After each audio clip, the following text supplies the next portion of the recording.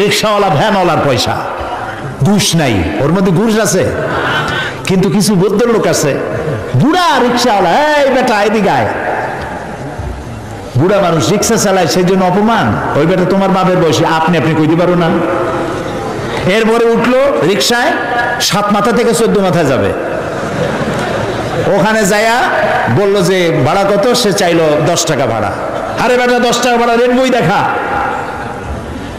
যখন রিক্সার ভাড়া দেয় তখন রেড বই দেখার প্রশ্ন ওঠে, আর যখন শাড়ি কিনতে যায় লেখা আছে ফিক্সড প্রাইস, ঢোকার সাথে সাথে একটা 7 আপ অথবা একটা কি ঠান্ডা মান্ডা কিছু একটা দিল, খাইয়া ঠান্ডা। শাড়ির দাম কত? শাড়ির দাম 13,593 টাকা 92 পয়সা। এইখানে রেট কত তার তালাশও করে না, বেশি কথা কইলে ভদ্রতার খেলাপ হবে। ওইটা ঠিক মতো আনতে পারে, কিন্তু রিক্সাওয়ালার মাথার ঘাম ফেলানো পয়সা নিয়ে তার সাথে ঝগড়া করে, তর্ক করে, এটা ঠিক নয়। সহস্তে যে ইনকাম করে, রাসূলুল্লাহ বলছেন আল কাসিবু হাবিবুল্লাহ, নিজের হাতে যে কামাই করে সে আল্লাহর বন্ধু। মুমিন ব্যক্তির চোখের চাহনি ইবাদত। আপনি আমি যে দেখি, এই দেখাটাও ইবাদত। কি রকম? আল্লাহ যা দেখতে নিষেধ করেছেন তা যদি না দেখি। নবীজি বলেছেন কোন সন্তান যদি তার মা বাপের দিকে রহমতের নজরে, ভালোবাসার নজরে যদি তাকায়, আল্লাহ রাব্বুল আলামিন তার আমলনামায় একটি নফল হজের সওয়াব লিখে দেন। সাহাবীরা জিজ্ঞেস করলেন, ইয়া রাসূলুল্লাহ, যদি কোনো সন্তান তার মা বাপের দিকে দৈনিক 100 বার তাকায় তো কি হবে? আল্লাহর নবী বলেন, আল্লাহর নিয়ামতের ভান্ডারে কোনো অভাব নাই। কোন বান্দা যদি তার মা বাপের দিকে দৈনিক 100 বার তাকায়, আল্লাহ রাব্বুল আলামিন তার আমলনামায় 100টা কবুল নফল হজের সওয়াব দিয়ে দিবেন। তা আপনার আমার চোখের চাহনি ইবাদতের মধ্যে শামিল। আপনি ব্যবসা করবেন, এটা ইবাদত। ফজরের নামাজ পড়ে দোকানে চলে যান, তারপরে দোকান বিসমিল্লাহ বলে দোকান খোলেন, বিসমিল্লাহ বলে দোকানে বসেন। এরপরে ওজনে কম দেবেন না, খাদ্যে ভেজাল দেবেন না, মিথ্যা কথা কবেন না। আপনি যে ব্যবসাটা করলেন, ওজনে কম দিলেন না, খাদ্যে ভেজাল দিলেন না, মিথ্যা কথা বললেন না, নামাজটা ঠিক মতো পড়লেন, আপনার হাসর হবে মান নবিয়্যিন ওয়াস সিদ্দিকিন ওয়াস শুহাদা ওয়াস সালিহিন। বুঝেন কথা? যারা নাকি সত্যবাদী ব্যবসায়ী, নবীজি বলেছেন তাদের হাসর হবে নবী, সিদ্দিক, শুহাদা, সালিহিনদের সাথে হাসর নসিব হয়ে যাবে। আল্লাহ আল্লাহ আল্লাহ আল্লাহ আল্লাহ, কি ব্যবসা আমরা করি! টেলিভিশনে দেখতে পেলাম আমরা কি খাই, কি খাচ্ছি। আহারে মুসলমান, রসগোল্লা বানায়। টেলিভিশনে দেখলাম রসগোল্লা বানাবার পদ্ধতি। রসগোল্লা বানাইতে ছানা লাগে, দুধ লাগে, দুধ হইলেই ছানা হয়, যত দুধ তত ছানা। এত ছানা এত দুধ পাবে কই? এত পয়সা খরচ করার সময় নেই। দুধ জাল দিয়া গরম করে দুধের মধ্যে টয়লেট পেপার ছাড়িয়ে দিয়া দ্রুত টয়লেট পেপার গলে গেল, ছানা হয়ে গেল, ওর মধ্যে চিনি দিয়ে গোল গোল বানাই দিল, খাও জমের খাওয়া। যত কেক খান অধিকাংশ কেকগুলি পচা ডিম দিয়ে তৈরি। ফাস্ট ফুডের চিকেনগুলি যতগুলি কি বলে স্যান্ডউইচ, চিকেন স্যান্ডউইচ মরা মুরগি দিয়ে তৈরি। ইন্না লিল্লাহি ওয়া ইন্না ইলাইহি রাজিউন। এরাও মুসলমান, এরাও মুসলমান। হসপিটালের খানাগুলি পচা ডিম দিয়ে তৈরি করা হচ্ছে, চানাচুরগুলি ট্রেনের পোড়া মোবাইল দিয়ে ভাজা হচ্ছে, নুডলসগুলি পচা আটার ময়দা দিয়ে তৈরি করা হচ্ছে। দেখছেন না এগুলি আপনারা? না আমি বানাই বলতেছি, দেখছেন কি না? ভেজাল খাইতে খাইতে বাংলাদেশের মুসলমানদের পেটে এমন হয়েছে যে পিওর জিনিস খাইলে কলেরা হবে, পেট গেছে ভেজাল প্রুফ হইয়া। নাউজুবিল্লাহি মিন যালিক। এরপরে এই ভেজাল বিক্রি করিয়া রাসূলুল্লাহ বলেছেন, যে ব্যক্তি খাদ্যদ্রব্যে ভেজাল দেয় সে আমার উম্মত নয়। এখন আপনি হজ করেন, তাহাজ্জুদ পড়ে কপালের চামড়া উঠায় ফেলেন, রাসূলুল্লাহ বলেছেন তুমি আমার উম্মত নও। আল্লাহরে ফাঁকি দেবেন, বেহেশত আপনার মামু বাড়ি। এত সহজ নয়। খাদ্যদ্রব্যে ভেজাল যারা দেয় তারা মানবতার দুশমন। তারা মুসলমান নামের কলঙ্ক। সুতরাং আল আবিদুন, ইবাদতকারী। আপনি খাদ্যদ্রব্যে ভেজাল দেবেন না, আপনি মিথ্যা কথা বলবেন না, বাংলাদেশে তৈরি করা কাপড় জাপানের সিল মারবেন না। আমার দেশের কাপড় কেনার মতো মানসিকতা আমার থাকতে হবে। আমার কাপড় আমার দেশে যেটা তৈরি হয় এটাই ভালো, এই মানসিকতা থাকতে হবে। খালি আমার সোনার বাংলা আমি তোমারে ভালোবাসি এইটুক বললেই হবে না, ভালোবাসার প্রমাণ দিতে হবে, ঠিক কিনা? মিথ্যা কথা কেন বলতেছেন? আবার লাভ করতেছে 200 টাকা 500 টাকা, বলতেছে আল্লাহর কসম 2 টাকাও লাভ করিনি, লাভ করছে 100 টাকা, 2 টাকা লাভ করেনি। এই ধরনের মিথ্যা কথা বলার দরকারটা কি? আপনি বলেন আমি ব্যবসায় লাভ করবো না, তা আমি চলবো কি করে? আপনি কত করতেছেন তা বলার দরকার নেই। আর অতি মুনাফাখুরি, এই যে রমজান মাসে জনমের মতো পেঁয়াজের দাম বাড়লো, আটার দাম বাড়লো, আরো কিসের দাম বাড়লো জনমের মতো। কেন এই দাম বাড়ে? এই জন্য দাম বাড়ে মুসলমানের এইগুলি আগের থেকে কিনে রাখে 2 মাস 3 মাস আগে, রোজাদারদের কষ্ট দেওয়ার জন্য। আরে রোজাদারের মুখের দুর্গন্ধ আল্লাহর কাছে মিস্ক এবং আম্বরের চাইতে পবিত্র। রোজাদারদের জন্য আল্লাহ তাআলা জান্নাতের একটা আলাদা গেট রেখেছেন, যার নাম রায়্যান। এখানে শুধু রোজাদারেরা প্রবেশ করবে। সব রোজাদার যখন এই গেট দিয়ে প্রবেশ করবে, গেট বন্ধ হয়ে যাবে, আর কেউ ঢুকতে পারবে না। রোজাদারদের সাথে আল্লাহ স্পেশাল সাক্ষাৎ দিবেন, সুবহানাল্লাহ। সেই রোজাদার দিয়ে ব্যবসা করো, 2-3 মাস আগের থেকে রোজার আইটেমগুলি কিনে জমা করিয়া তারপর রোজাদারদের উপরে ব্যবসা করো। তোমার ব্যবসা নিয়ে কোন জাহান্নামে থাকবে দেখবে। মুসলমান কপাল পোড়া, কি এর ইবাদত করে? সুতরাং আপনার ব্যবসা ইবাদত। আপনি জমিন চাষ করতে যাবেন, আপনি চাষি, আপনি উত্তম কাজ করছেন, আপনাকে কৃষক বলে কে ঘৃণা করবে? এই চাষের কাজ সর্বপ্রথম করেছেন আবুল বাশার হযরত আদম আলাইহিস সালাম, নিজ হাতে চাষ করেছেন। যারা হাদিয়া খায়, শুধুমাত্র হাদিয়া দিয়ে জীবন চালায়, কোনো কাজ কাম নাই, খালি হাদিয়ার উপর নির্ভর আছে, এরকম একজন নবীর নাম শোনান, আমার একজন নবীর নাম শোনান উম্মতের হাদিয়া দিয়ে জীবন চালাইছে। কোন? আমি আপনার কাছে শিখা যাই, একজন নবীও উম্মতের উপরে নির্ভরশীল ছিলেন না। হযরত ইদ্রিস আলাইহিস সালাম দর্জি ছিলেন। দর্জি বোঝেন কি? টেইলর, দর্জি ছিলেন। দাউদ আলাইহিস সালাম কর্মকার ছিলেন, লোহা গুলি দিয়ে অস্ত্র নির্মাণ করতেন, লোহা দিয়ে বিভিন্ন জিনিস তৈরি করতেন। এভাবে করে প্রত্যেক পয়গম্বরের কাজ ছিল। নবী করিম সাল্লাল্লাহু আলাইহি সাল্লাম ব্যবসা করেছেন। অনেক অফিসার আছেন, জোহরের নামাজের সময় ছুটি নিয়ে আসছেন, জোহরের নামাজ পড়লেন, ঠিক আছে পড়ুন জামাতে, সুন্নত পড়লো, নফল পড়লো, এরপরে বসে বসে তাসবিহ টিপতে থাকলেন, জায়েজ নাই। যেহেতু আপনি সরকারের একজন কর্মচারী, আপনি ফরজ এবং সুন্নত পড়ার এখতিয়ার আছে। নফল বাড়ি যেয়ে পড়েন, তাসবিহ বাড়ি যেয়ে পড়বেন। গভর্নমেন্টের নির্ধারিত সময় যে আপনি ইবাদতের মধ্যে, জিকির আজকারের মধ্যে নষ্ট করলে বেতন দিবেন, হালাল হবে না বেতন। এর নাম ইসলাম, বাস্তব ধর্মী ইসলাম। আপনার রুজি হালাল হতে হবে। সুতরাং আপনি চাষ করতে যাবেন, আপনি যতক্ষণ ময়দানে চাষ করতে থাকবেন, আপনার নামায় আমলে সব লেখা হইতেই থাকবে। সেটাও সর্বনাশ আমরা করছি। চাষ করতে গিয়ে সব জায়গায় মাথা ভালো থাকে, যেই না আইলের কাছে যায় তখন গরুর মাথা খারাপ হয় না লাঙ্গলের মাথা খারাপ হয় আল্লাহই জানে। আইলগুলোরে ঠেলিয়া একেবারে পলসিরাতের মতো চিকুন বানায় ফেলায়। আচ্ছা ভাই বলেন তো, মাটিকে আপনি খাইতে পারবেন? বরং মাটি আমাদের খাবে। চাওয়ার কোনো শেষ নাই, পাওয়ারও শেষ নাই, আরো চাই, আরো চাই, আরো চাই। আল্লাহর নবী বলেন, লাউ কানা লি ইবনি আদামা ওয়াদিম মিন যাহাবিন লাহাব্বা ইয়াকুনা লাহু সানিন। কোন বান্দাকে যদি একটি মাঠ ভরে স্বর্ণ দেওয়া হয়, সে বলবে আল্লাহ আমারে আরো একটা মাঠ ভরে যদি স্বর্ণ দেওয়া হতো। আল্লাহর নবী বলেন ওয়ালা ইয়ামলাউ জাওফা ইবনু আদম ইল্লা তুরাব, মানুষের পেট কবরের মাটি ছাড়া কোনো জিনিস দিয়ে ভরবে না। দেখছেন এমপি হইলে কয় আহারে মন্ত্রী যদি হইতে পারতাম, একটা গাড়ির মালিক আহারে যদি আরো 8টা 10টা গাড়ি হইতো, একটা হোটেলের মালিক আরো যদি 5টা হইতো। ইবাদত মানে শুধু নামাজ রোজা না।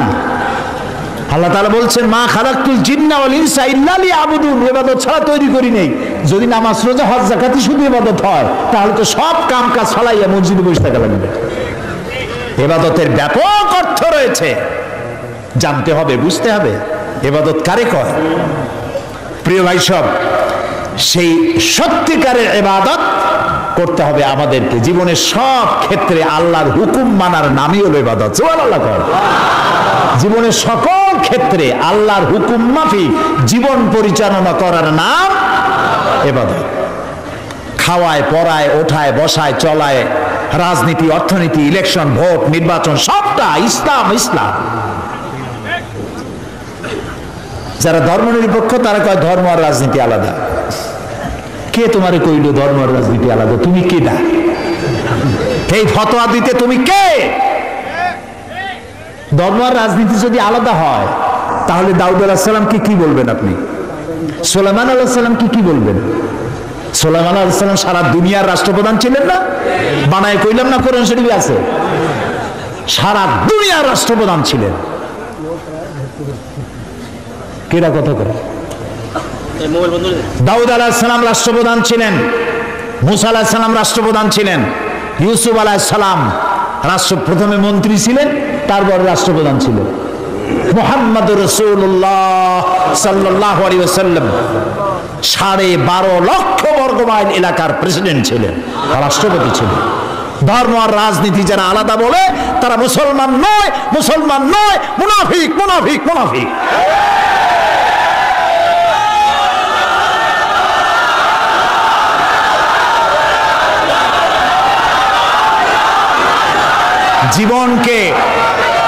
জীবনকে আমরা দ্বিধা বিভক্ত করতে পারি না।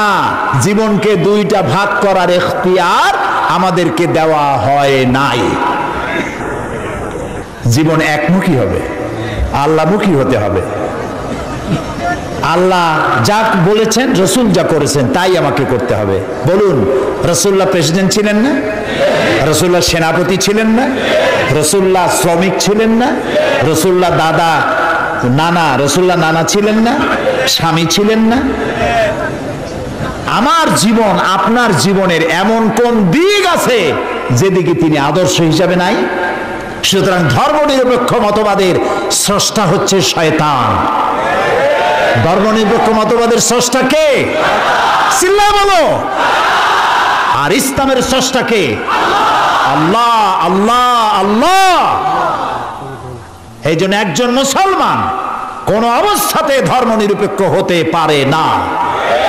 আমি মুসলমান, আমাকে ধর্মের পক্ষে থাকতে হবে। হিন্দু ধর্মের পক্ষে থাকতে হবে, খ্রিস্টান ধর্মের পক্ষে থাকতে হবে। একবার পার্লামেন্টে ঢুকতেছিলাম, ধর্মনিরপেক্ষবাদীদের একজন মুরব্বী, দাড়ি পাকা, আজ তিনি বেঁচে নাই, তার সঙ্গে একসঙ্গে হাঁটতেছিলাম। বললাম, ভাই আপনাদের সাথে তো আমাদের কোনো জমি জমা নিয়ে মামলা মকদ্দমা নাই, আপনিও আমার পাকা ধানে মই দেন নাই, আমিও আপনার হালের গরু পিটাই মারিনি, কোনো শত্রুতা নাই। শুধু যদি এই ধর্মনিরপেক্ষতা বাদ দিতে পারতেন, আপনাদের সাথে আমাদের তো কোনো সমস্যা নাই। কয়েছে ধর্মনিরপেক্ষ বাদ দেবো কেন? আল্লাহ নিজেই তো ধর্মনিরপেক্ষ।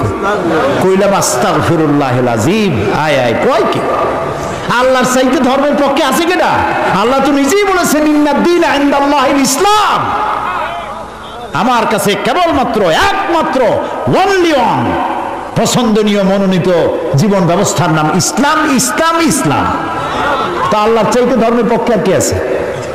কি উল্টা বুঝলো! হায় হায় রে, মারা গেছে লোকটা, এখন কি নির্ভক্ষ হইতেছে আল্লাহ জানে। প্রিয় ভাই সব, বুঝে শুনে কাম করেন। চিরকাল আমরা এখানে থাকবো না, বিদায় হইতে হবে এবং আল্লাহর কাছে আমাদেরকে উঠতে হবে।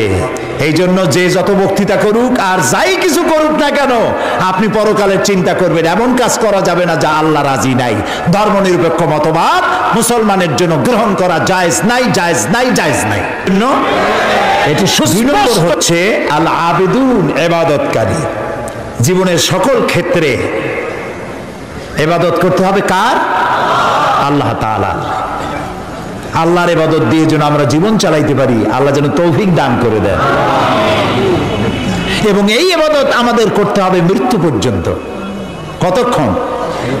এই যে এখন যে সন্ত্রাস চলছে, এই সন্ত্রাসের অবস্থা থেকে যদি বাঁচতে চাই আর ক্ষুধার সময় যদি খেতে চাই, কি সুন্দর একটা সূরা আছে, সূরা কুরাইশ। আল্লাহ তাআলা বলছেন, ফালইয়াবুদু রাব্ব হাযাল বাইত। হে কুরাইশরা, যদি ক্ষুধার সময় যদি তোমরা শীত ও গ্রীষ্মে নিরাপদে থাকতে চাও, যদি নিরাপত্তা পেতে চাও, ফালিয়াবুদু রাব্ব হাযাল বাইত, এই ঘরের মালিকের ইবাদত করো। কোন ঘর? বাইতুল্লাহ শরীফ। এই ঘরের মালিকের ইবাদত। মালিক কে? এই ঘরের মালিকের ইবাদত করলে কি হবে?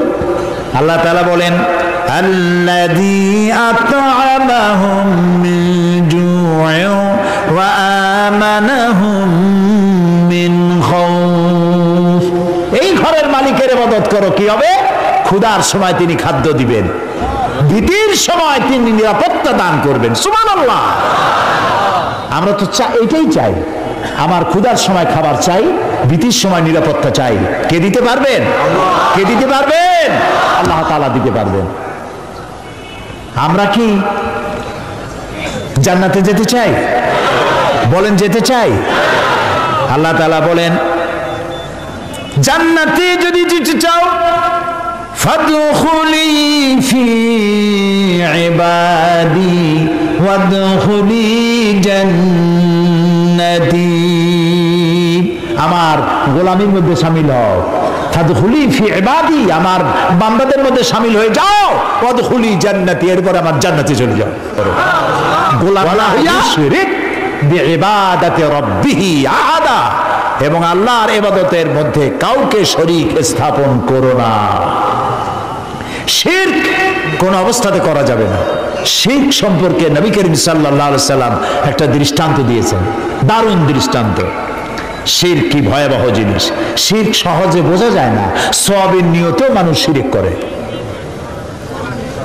এই শিরক বোঝা কঠিন, সেই জন্য রাসূলুল্লাহ একটা দৃষ্টান্ত দিয়েছেন। অমাবস্যার রাত। কিসের রাত? অমাবস্যার রাতে কালো পাথরের উপর থেকে কালো পিঁপড়া যদি যায়, চিন্তা করেছেন কথা? অমাবস্যার রাত, মানুষ নিজেকে নিজে দেখে না। পাথরটা কি রঙের? ওর উপর থেকে যাচ্ছে কি দেখা যায়? এইটা যেমন দেখা যায় না, মানুষ নিজের অজান্তে না জেনে এরকম শিরকের মধ্যে মুবতালা হয়ে যায়। এই জন্য শিরক থেকে বাঁচতে হবে। কিয়ামতের দিন আল্লাহ তাআলা তার বান্দাকে, যে বান্দাকে জান্নাত দিতে ইচ্ছে করবেন, পাহাড় পরিমাণ গুনাহ যদি থাকে, আর আল্লাহ যদি ইচ্ছে করেন ওই বান্দাটাকে জান্নাতে দিবেন। আল্লাহ তো বেপরোয়া, কারো কাছে তার কৈফিয়ত দেওয়া লাগে? তিনি তার কোনো বান্দাকে জান্নাতে দিবেন। গুনাহ করেছে জীবনে বহু, আল্লাহ বললেন তোরে মাফ করে দিলাম। কেউ বলতে পারবে যে আল্লাহ মাফ করলা কেন? না। আল্লাহ যদি মাফ করতে চান, ফেরেশতাকে বলবেন, ফেরেশতা দেখো তো তার আমলনামায় কোনো শিরক আছে নাকি। কোন শিরক যদি না থাকে, রিপোর্ট যদি হয়, আল্লাহ বলবেন মাফ করে দিলাম, যাও আমার জান্নাতে। তবে ভালো কাজ করতে হবে। তাহলে কিয়ামতের দিন কার সাথে দেখা হবে? আল্লাহর সাথে দেখা হয়ে যাবে। সুবহানাল্লাহ বলবেন না? আল্লাহর সাথে দেখা হয়। আল্লাহু আকবার। যে অনুষ্ঠানে, জান্নাতের যে অনুষ্ঠানে আল্লাহ তাআলা তার বান্দাদের সঙ্গে দেখা করবেন, সুবহানাল্লাহ, সেই অনুষ্ঠানের কোন এক কোনায় কানায় আল্লাহ যেন আমাদেরকে একটু থাকার, বসার তৌফিক দান করে দেন। আল আবিদুন, জীবনের সব ক্ষেত্রে ইবাদত হবে আল্লাহ তাআলা। আর ইবাদত কাকে বলে? এক কথায় বলে দিলাম, আল্লাহর হুকুম মাফিক জীবন পরিচালনা করা, রাসূলুল্লাহর বিধান অনুযায়ী জীবন পরিচালনা করার নামটাই হলো ইবাদত। এখন আপনি যাই করেন আল্লাহ এবং রাসূলের হুকুম মাফিক হতে হবে। 3 নম্বরে বলা হয়েছে আল হামিদুন, প্রশংসাকারী। কার প্রশংসা? বলেন সবাই, আল হামিদুন, প্রশংসাকারী। 1 নম্বর কি বলছিলাম? তওবাকারী। 2 নম্বর কি বললাম? ইবাদতকারী। 3 নম্বরে প্রশংসাকারী। প্রশংসা কার হবে? আল্লাহর। আল্লাহ আল্লাহ আল্লাহ আল্লাহ, তিনি ছাড়া প্রশংসা কারো হতে পারে না। আল্লাহ তাআলা কোরআনে শুরুই করেছেন নিজের প্রশংসা দিয়ে। সুবহানাল্লাহ। আলহামদুলিল্লাহি রাব্বিল আলামিন। পড়েন সবাই, আলহামদুলিল্লাহি রাব্বিল আলামিন। সমস্ত প্রশংসা, যাবতীয় প্রশংসা আল্লাহর জন্য। তার প্রশংসা করব না তো কার প্রশংসা করব? কোন হুজুর ফু দিয়া গ্লাস ফাটাইলো? কোন হুজুরে বাংলাদেশে বসে মক্কা শরীফের কুত্তা খেদাইলো, পুকুরে আগুন জ্বালাই দিল? ওগুলো আমার জানার দরকার নেই। এই প্রশংসা করার কোনো দরকার নাই। প্রশংসা করবো আল্লাহ এবং তার রাসূলের। সুবহানাল্লাহ। এটাই মুমিনের কাজ। আল্লাহর প্রশংসা করতে করতে জীবনটা শেষ হয়ে যাবে মুমিনের। সর্বক্ষেত্রে আল্লাহর প্রশংসা। কোনটার প্রশংসা করে শেষ করতে পারবেন? এই যে 2টা চোখ আল্লাহ দান করলেন, এই 2টা চোখের প্রশংসা করে শেষ করতে পারবেন? আরে এই চোখ 2টা যদি না থাকতো আমি আমার মায়েরে দেখতাম না। এই একটা জিহ্বা টেস্ট মেশিন। দেখছেন কত রকমের টেস্ট একটা জিহ্বায়। পালং শাক, পুঁই শাক, লাল শাক, কলার শাক, মোটর শাক, এক একটা মজা আলাদা পান না একরকম? রসগোল্লার মজা একরকম, জিলিপির মজা আর এক রকম, ছানারটা আর এক রকম, চমচম আর এক রকম, পুঁটি মাছ একরকম, কই মাছ আর এক রকম, ইলশা মাছ আর এক রকম, ঠিক কিনা? মুরগির গোস্ত একরকম, গরুর গোস্ত আর এক রকম। হাজারো খাদ্যের টেস্ট একটা জিহ্বা দিয়া। সুবহানাল্লাহ। সেই জিহ্বা 32টা শত্রুর মধ্যে থাকে। কটা শত্রু? আর এই জিহ্বা দাঁতের প্রতি কত দরদ তার। কোন জায়গায় কোনো একটা কিছু ঢুকলে জিহ্বা ওইটা নিয়ে গুতোগুতি করতেই থাকে বের করার জন্য। এত রহমত করে, দয়া করে সে দাঁতের প্রতি, আর সেই দাঁত সুযোগ পাইলেই একটা বাইরে দেয়। দেখছেন অবস্থা? আল্লাহ তাআলা এমন সুন্দর জিহ্বা দিলেন, আহারে শুকর আদায় করে কুল পাওয়া যাবে। এই জিহ্বাটা আল্লাহ আবার ভিজা ভিজা রাখছেন। এটা যদি শুকনা, মাঝে মাঝে শুকনা হয়ে যায় না, কথা বলা যায়? যায় না, আল্লাহ ভিজায় রাখছে। সুবহানাল্লাহ।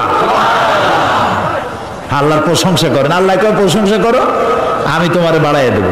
লাইন শাকারতুম লাযীদান্নাকুম ওয়া লাইন কাফারতুম ইন্না আযাবি লাশাদীদ।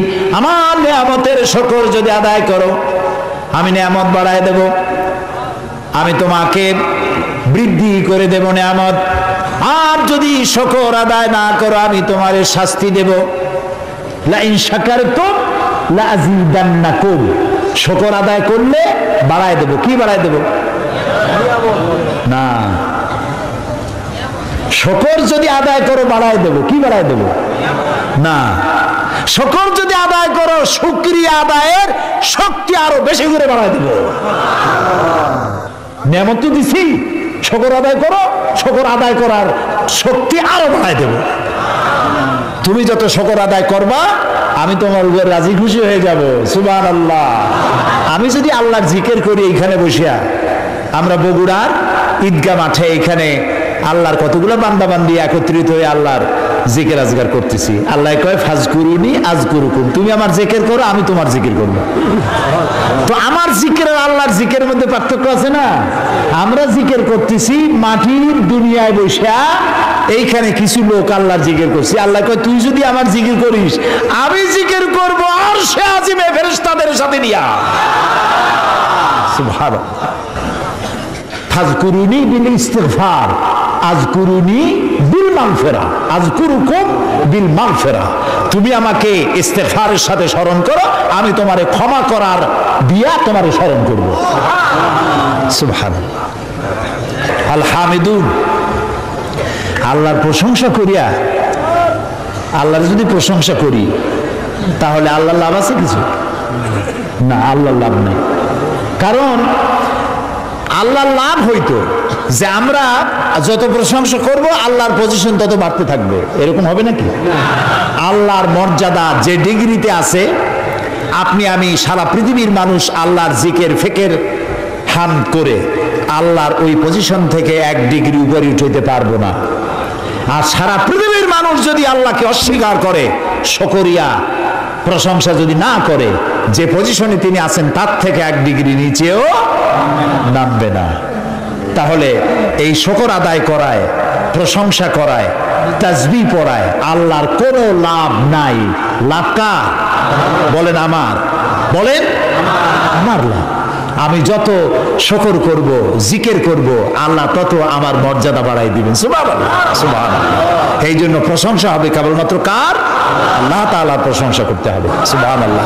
এই যে গাছপালা দেখতে পান চতুর্দিকে, এই গাছগুলি কার জিকির করে? বাতাস তার শনশন রবে, পাখিগুলি তার কলকাকলিতে, নদীগুলি তার কুলুকুলু নাদে, গাছের পাতাগুলি তার মর্মর রবে।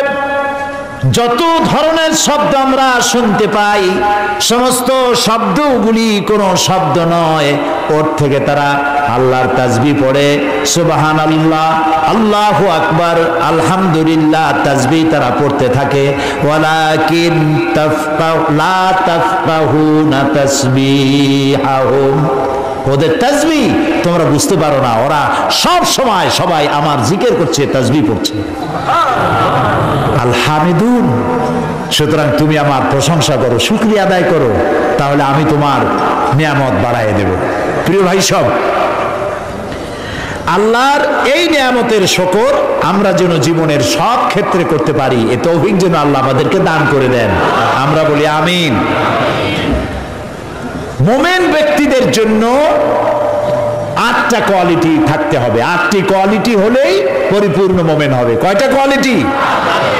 আজকে আমি 3টা কোয়ালিটির কথা আপনাদের সামনে বললাম, বাকি কোয়ালিটিগুলির কথা আগামীকাল বলবো ইনশাআল্লাহ। এবং কালকে এশার নামাজের পরেই আমি শুরু করব ইনশাআল্লাহ, যাতে করে একটু বেশি সময় নিয়ে আমরা এই কোয়ালিটিগুলি শুনতে পারি। আল্লাহ যেন তৌফিক দেন, বলি আমিন। এখন মোনাজাত হবে, দাঁড়ানো ভাইরা বসেন, যত লোক দাঁড়ানো আছেন সব যার যার জায়গায় বসে পড়েন, মোনাজাতে অংশ নেন। কেউ দাঁড়িয়ে থাকবেন না, সবাই বসে। মাহফিলের মাঝখানে, মাহফিলের পাশে দাঁড়ানো ভাইদের বসতে বলছি, হাঁটতে বলি নেই। আর মোনাজাতের কথা শুনে যদি কেউ হাঁটে, তাকে চিন্তা করা দরকার আল্লাহর ফেরেশতাদের ক্যামেরায় আপনার ছবি কিভাবে উঠবে। জি, শুনতেছেন আমার কথা? মোনাজাতের কথা শুনে যদি উল্টা কেউ হাঁটে, আল্লাহর ফেরেশতাদের ক্যামেরায় তার ছবিটা উঠবে কিভাবে? মোনাজাতকে বর্জন করে অ্যাবাউট টার্ন করছেন। আল্লাহ রক্ষা করুন সকলকে, আমরা বলি আমিন। মোনাজাত কার কাছে? আল্লাহর কাছে। আমি বড় জোর 1-1.5 ঘন্টা কথা বলবো, এর বেশি নয়। সেই জন্য আপনার স্ত্রী, আপনার মেয়ে, আপনার বোন, আপনার মা, সকলে আপনাদের মেয়েদেরকে এখানে পৌঁছায় দিবেন। একটা মা যদি ভালো হয়, একটা সংসার ভালো হয়ে যায়, ঠিক না ভাই?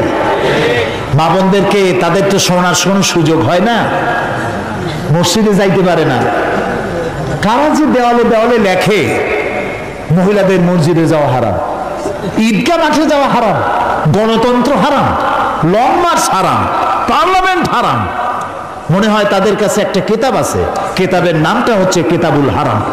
ওখানে হারাম ছাড়া কিচ্ছু নাই। গণতন্ত্র হারাম যারা বলে, এই জাহেলদেরকে জিজ্ঞেস করতে চাই, ক্ষমতা পরিবর্তনের জন্য গণতন্ত্র না থাকলে পদ্ধতি কি? কেমনে ক্ষমতায় যাবে মানুষ? সরকারের পরিবর্তন কিভাবে হবে? সুতরাং আজকের যারা বোমাবাজ, যারা দেওয়ালে দেওয়ালে, রাস্তায় রাস্তায় যারা লেখে গণতন্ত্র হারাম, এই বোমাবাজ হই। শহরে যেখানে যেখানে লেখা আছে গণতন্ত্র হারাম, পুলিশের দায়িত্ব এগুলি রং দিয়ে বুঝে ফেলো, এই ধরনের লেখা যারা রাখে গ্রেফতার করো। এরা জাতির দুশমন। কে তোমাকে শিখিয়েছে লং মার্চ হারাম? কে তোমাকে বলেছে গণতন্ত্র হারাম? কি এর বাইয়েনাথ পত্রিকা হাবি যাবি জাহিল, লেখা জানে না, পড়া জানে না, হাবি যাবি রাস্তায় সব জায়গায় লিখে গেছে তাহাজ্জুদের নামাজ জামাতে পড়া হারাম, মেয়ে লোকের ঈদের জামাতে যাওয়া হারাম। আরে বেটা, রাসূলুল্লাহ সাল্লাল্লাহু আলাইহি ওয়াসাল্লাম ঈদের দিন মেয়ে লোকদেরকে ডেকে ডেকে ঈদের ময়দানে নিয়ে যেতেন। মহিলাদের যে অধিকার ইসলাম দিয়েছে, তোমাদের মতো জাহিলরা মেয়েদেরকে সে অধিকার থেকে বঞ্চিত করেছে। সুতরাং সতর্ক হতে হবে, দেওয়ালে কারা লেখে, রাতের বেলায় দেখতে হবে কারা লিখতে আসে, গ্রেফতার করো, পিটাই হাত ভেঙে দাও। এ দায়িত্ব আপনাদের না পুলিশের, আপনারা আবার হাত বান খুঁজে না। আমি আগামীকাল বলবো ইনশাআল্লাহ।